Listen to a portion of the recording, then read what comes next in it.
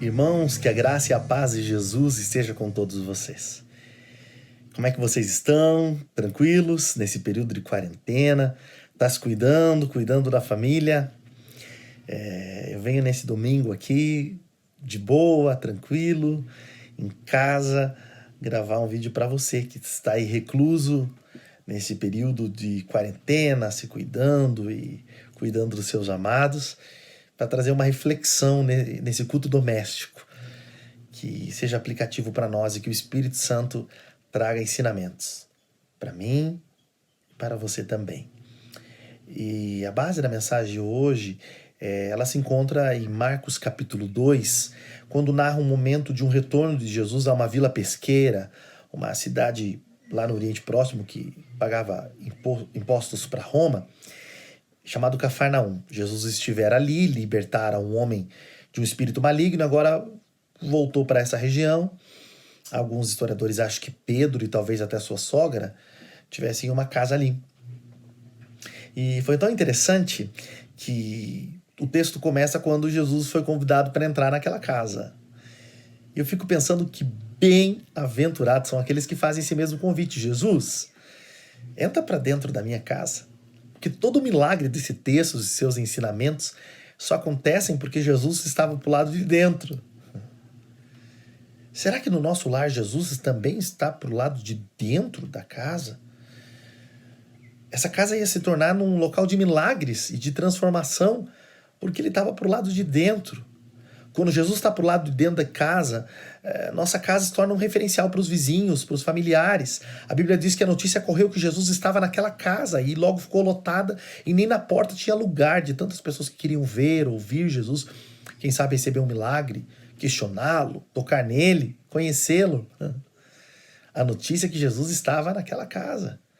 Qual a notícia que corre hoje das nossas casas, ainda mais nesse tempo que nós estamos agora com mais tempo em nossa casa, em nossa família? Será que os nossos familiares, vizinhos, os que convivem conosco, dizem que na nossa casa Jesus está? Jesus não é para ser encontrado no templo, não. No templo físico. Ele é para morar em nós, que somos o verdadeiro templo do Espírito, e aonde estamos, a presença dele está conosco. Na nossa casa, no nosso convívio, ali Jesus tem que estar presente. E aí o narrador tira os olhos agora dessa casa, de Jesus ali, e vai falar de 4 homens. A gente não sabe nem o nome deles, quem eles são. Porque quem é canal de milagres não precisa de publicidade e exposição.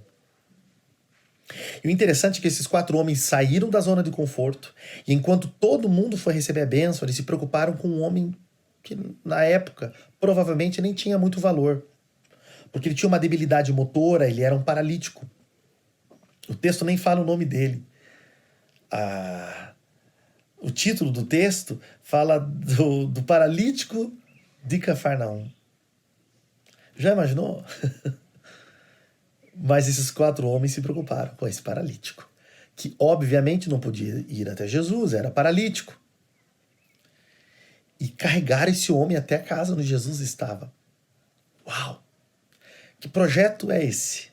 Que visão evangelística, missionária e de discipulado é essa? Carregaram um homem e levaram até onde Jesus estava? Já pensou no desgaste, o cansaço, levar uma pessoa adulta deitada numa maca improvisada e ir até aquela casa?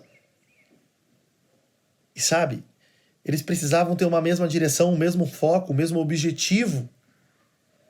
Porque se cada um fosse para um lado diferente, direção oposta, eles tinham uma direção, uma rota, um objetivo: levar o homem até Jesus. O texto vai até chegar a dizer que Jesus viu a fé deles. Sabe por quê? Eles criam em Jesus ao ponto de dizer: vamos levar o homem, não importa o que aconteça, nós vamos levá-lo até Jesus. Olha que objetivo de vida. Esse não é o papel da igreja, não deveria ser o nosso papel. Nem que seja necessário carregar, mas levar pessoas até Jesus. Mas você não vai levar pessoas até Jesus se você não se envolver com elas. Se você não chegar aonde elas estão e ajudá-las. Não basta apenas convidá-las ou ser uma placa de sinalização dizendo: vá lá. A gente tem que se envolver com as pessoas para levá-las a Jesus. E eles levaram esse paralítico. E sabe o que o texto diz? Quando chegaram lá, a casa estava lotada e não tinha lugar para um. Imaginem para 4 com outro deitado numa maca. Será que se fôssemos nós iríamos continuar? Talvez nem chegaríamos lá. Ou nesses dias de pós-modernidade, de publicidade, ia fazer um monte de hashtag, né? Ia colocar nas redes sociais, ia pedir curtida, ia dizer hashtag paralítico, hashtag carregando, hashtag levando até Jesus, ia criar uma ONG, ou ia ficar criticando os outros, só nós que estamos levando, ninguém faz nada. Fazer esses movimentos sociais estranhos, exagerados de hoje em dia. Essas legendas que parecem bem espirituais ou socialmente corretas, politicamente corretas, mas que não transformam a vida de ninguém. São ecos sem sentido. Em vez disso, aqueles 4 homens se envolveram, carregaram, e já que a casa estava lotada, eles olharam para cima do telhado. E quem olha para cima sempre vê uma nova saída. As casas judaicas, ela tinha um teto feito de barro com palha picada, colocado em estrados de madeira. E tinha uma escada externa que dava acesso ao telhado. O Oriente Próximo era muito quente. As casas judaicas, com poucos cômodos e pouca ventilação, as pessoas usavam muito essa escada externa e iam para o telhado para secar grãos, tecer, receber visitas, os arautos para fazerem anúncios para a vila.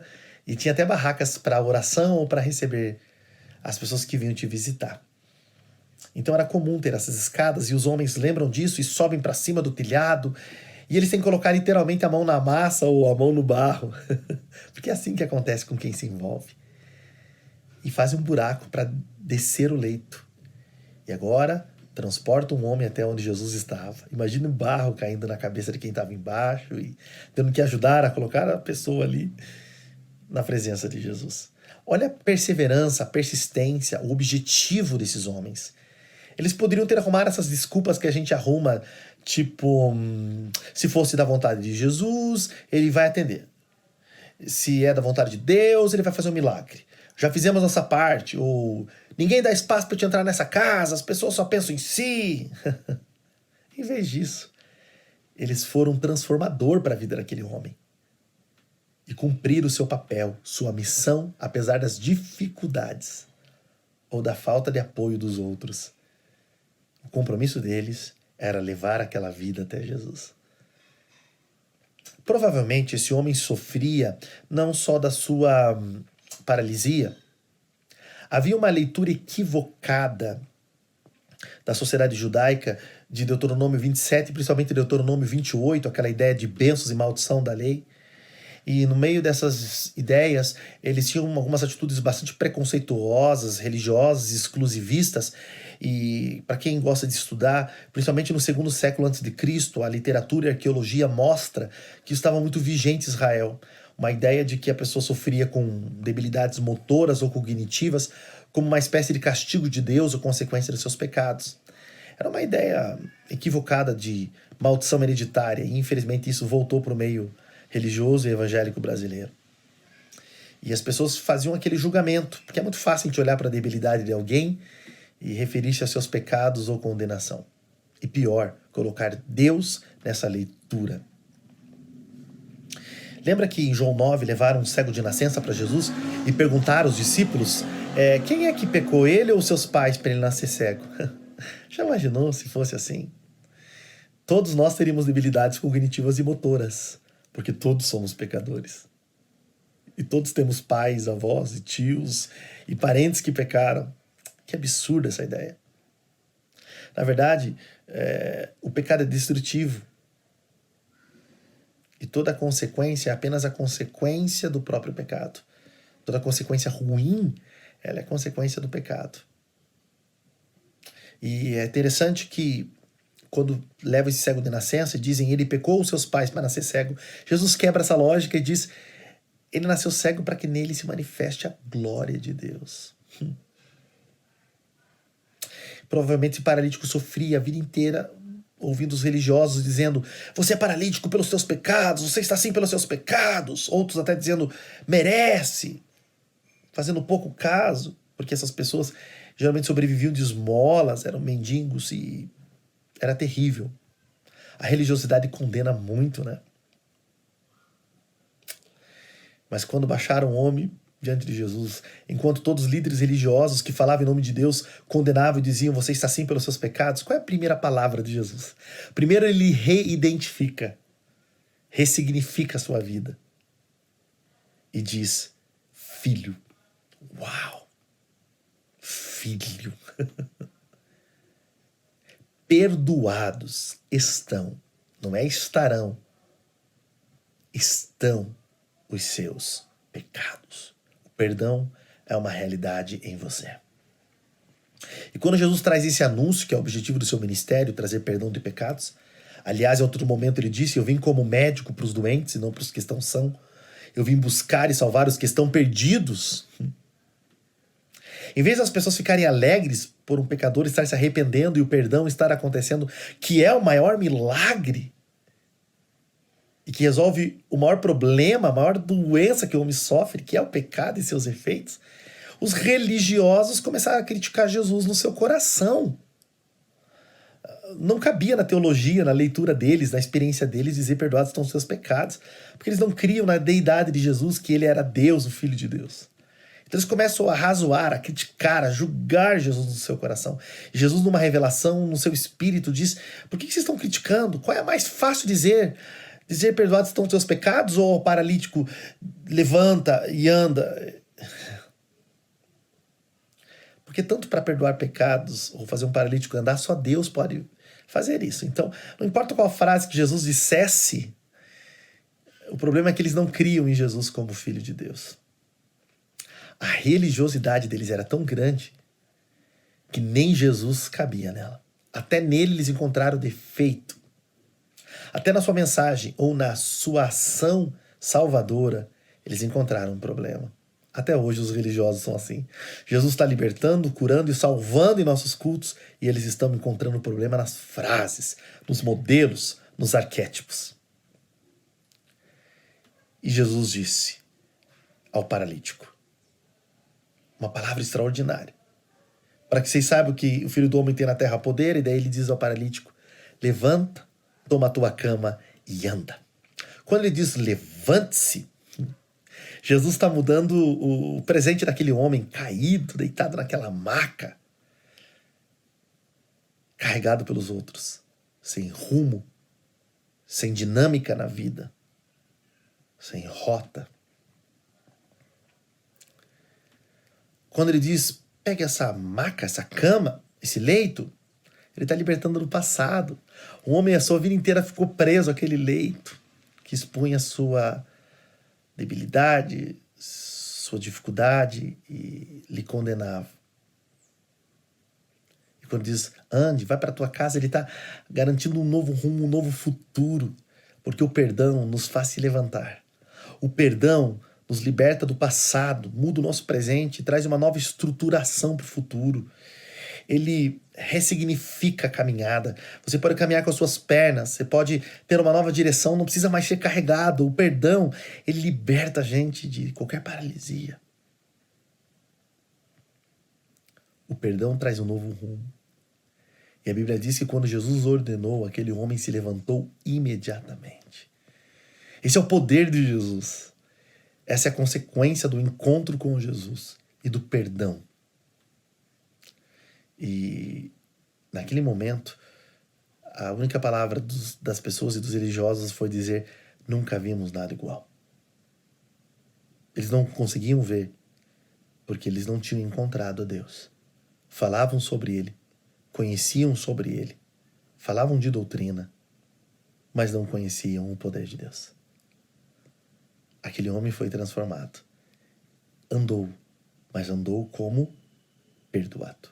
O que adiantaria o milagre de ele continuar condenado e paralisado espiritualmente? E você? Como está a sua vida? Quem sabe carregado, quem sabe andando no rumo dos outros. E ele te diz hoje: levante-se, toma essa cama e anda. Saia da situação que você está. Levante-se para um novo rumo. Ou quem sabe a palavra de Deus hoje te chama para ser um desses 4 homens que saia da zona de conforto e carregue pessoas até Jesus. Mas quem sabe Como esses 4 homens encontraram a casa lotada e tiveram que ser criativos e tomar uma atitude e persistirem no foco. Tantas coisas você tentou fazer, até para Jesus, mas por causa das barreiras, ou da multidão, ou das pessoas que estavam à sua frente, entre você e Jesus, você parou, desistiu. E hoje a palavra é: sobe para o telhado, arregaça as mangas, faz um buraco, se envolve com o milagre. Milagres acontecem como uma ação soberana de Deus, mas para nossa edificação, dentro da participação dos homens.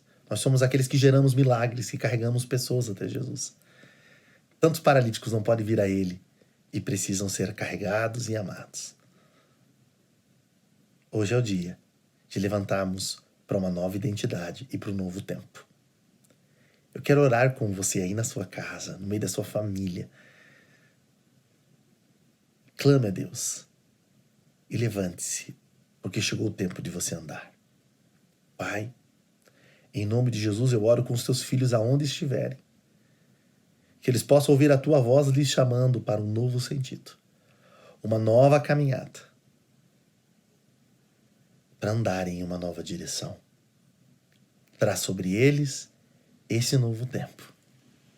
Que o Senhor esteja dentro dos nossos lares, fazendo da nossa família e da nossa casa uma ferramenta para que outros te conheçam.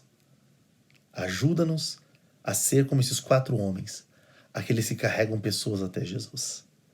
Essa é a nossa oração, em nome de Jesus. Amém. Que Deus te abençoe em Cristo. Vá em paz, pois o Senhor é contigo. Forte abraço.